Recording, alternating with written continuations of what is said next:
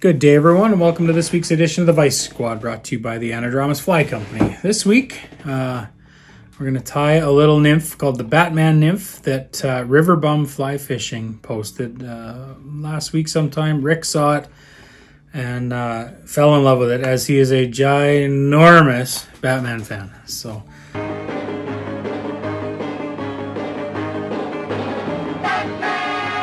you can tease him about that if you want, but he loves Batman. So I talked to the fellow over at River Bum, and he said, "Hey man, give her." So here we are in the vise. We are going to put a size 14 2 extra long nymph hook with a 1/8 gold colored tungsten bead. I'm going to use some 8/0 black Danville thread, which will start behind the bead. I'll get rid of that tag, and we'll work it all the way down to the bend. And when we get there, like every time we have biot legs, I'm going to put a few extra wraps here to create a little bump so that the legs will flare. And we'll leave our thread just ahead of that. Next, we'll grab a couple of dark brown biots for the rear legs. And like always when we tie these, we're going to tie them in so that they splay away from each other, so they flare out. I'll tie them in with a couple loose wraps just to see how long they are, and those are too long. You probably want them just a little less than the body length. You don't need to be sticking way out the back.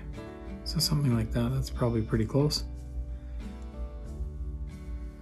So I'll just put some nice tight wraps holding them in there, and then while I'm up at the front, I'm just going to snip the extra bits out.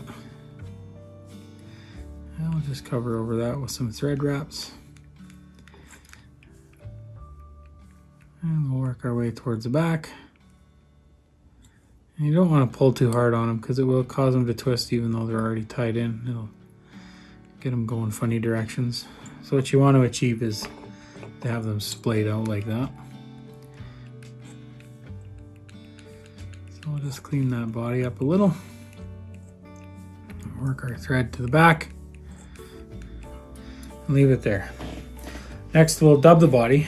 And for this, we're going to use some ice dub in UV purple from Hairline. Now this stuff, if you've ever used it for dubbing bodies, it can be a little tricky. And when you're using it, less is more. If you try and put too much on, you'll get nowhere. It'll just all ball up on you, and it will not wrap around the thread very well. So you could use a little bit of wax as well if you wanted, which does come in handy. But at any rate, we'll start dubbing at the back, and we want to build a little tapered body with it.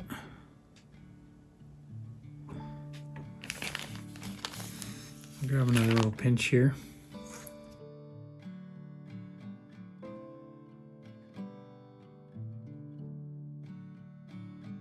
So once you've got your body shape to where you want it, just a little taper. We'll leave just a little space behind the bead, maybe half the bead width, something like that, just so we have some room for our legs, which we'll put on next, which are some silly legs. These are white and black, like that.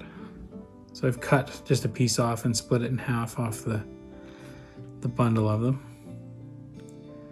So we'll just tie that in, a couple loose wraps, and then you want to get it right on the side, and we'll do that to the other side as well.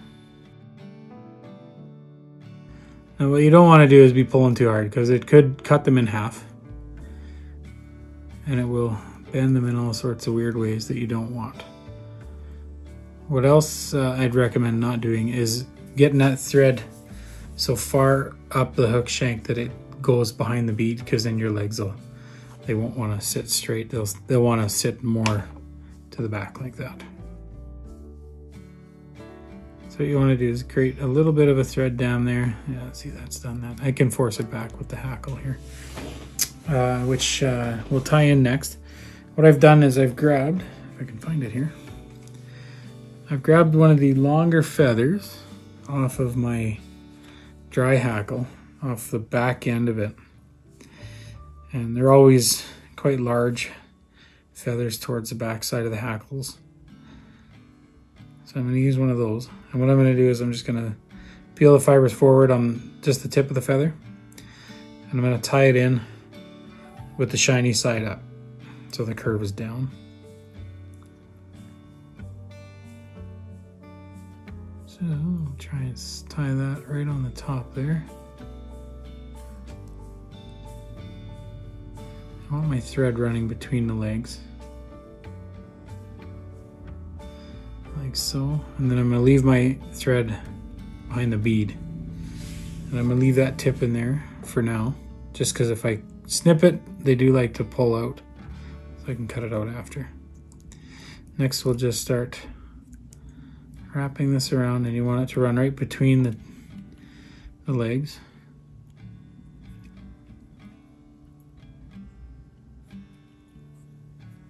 And if you want it really heavily hackled, you just go around a couple extra times. In this case, I think we'll probably do 3 or 4.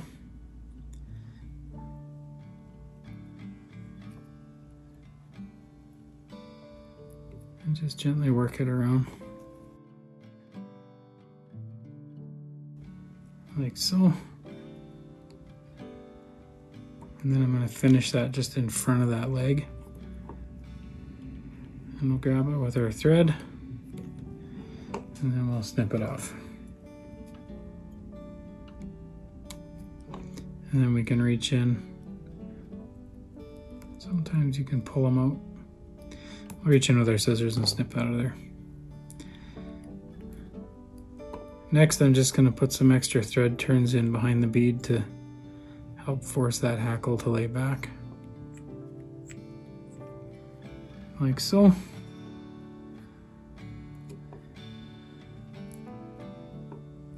Like that. Then next we're going to put some more biots in. We're going to use black this time. Just like a Prince Nymph. So we'll stack our biots both facing the same direction, which is curved down. And we'll stack them like that so they're in a V. And then we'll put it on, and you don't need them quite the length of the body. That's even a little long yet. Something like that. Make sure they're approximately the same length.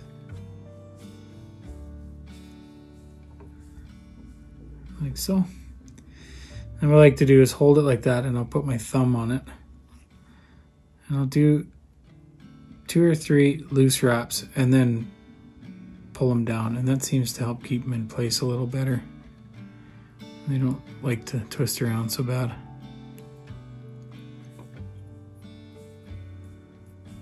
It might be a little short, but that's all right. And we'll just reach in there with our scissors, snip those out of there. Like that, and we'll just kind of hold everything back. Again, put a few extra thread wraps on there. And then we'll grab our whip finish tool and we'll finish it.